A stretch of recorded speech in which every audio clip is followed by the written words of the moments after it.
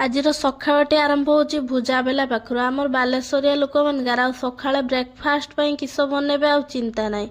ଭୁଜା ଅଛି ତ ଜିନ୍ଦାବାଦ। ଭୁଜା ଘର ବୁରା ବୁରା ବସିଛି, ତରକାରୀ ଟିକେ ବନେଇଦେଲେ ବାସ୍ ଭୁଜା ପେଟେ ପେଟେ ଖାଅ, ଝାଡ଼ ଯାଅ।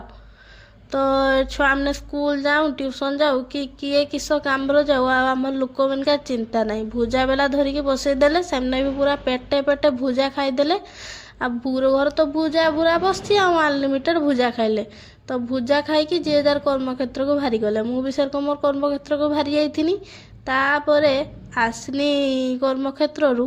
ଆଉ ଏଇନା ତ ଶୀତ ଦିନ ଆପଣମାନେ ଜାଣିଥିବେ, ଆଉ ସକାଳେ ଉଠତେ ଇଚ୍ଛା ହେଉନି। ତ ଦିନ ବେଳେ ଆଉ ଭାତ ରନ୍ଧା ହେଉନି, ରାତିର ଭାତ ହେଉଛି। ତ ରାତିର ଯେହେତୁ ଭାତ ରନ୍ଧା ହେଉଛି ତ ସକାଳେ ଖରାବେଳେ ନିହାତି ପଖାଳଟା ଖିଆ ହେବ। ତ ପଖାଳ ଖାଇମି ବୋଲି କିସ ବନେଇମି ଯାହା ଟିକେ ଜଲ୍ଦି ବନିଯିବ ଆଉ ଟେଷ୍ଟି ବି ଲାଗୁଥିବ। ତ ସେଥିପାଇଁ ଭାବିନି ଟିକେ ପିଆଜି ବଡ଼ା କରିଦେବା। ଆଉ ତ ଏଠି ପିଆଜି ବଡ଼ା ପୁରା ଯେମିତି ଖରାର ଗାଲଗା ଲାଲ ଲାଲ ପଡ଼ିଛିନି ନା, ପୁରା ସେମିତି ପୁରା ଲାଲ ଲାଲ କରିକି ଏଠି ପିଆଜି ବଡ଼ାକୁ ଭାଜି ଦେଇଥିନି।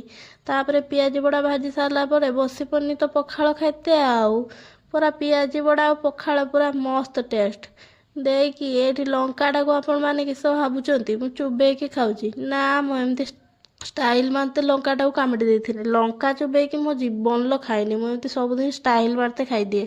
ତ ଏମିତି ନୂଆ ନୂଆ ଭିଡ଼ିଓ ଦେଖିବା ପାଇଁ ଆମ ଚ୍ୟାନେଲକୁ ସବସ୍କ୍ରାଇବ୍ କରିକି ଯାଆନ୍ତୁ।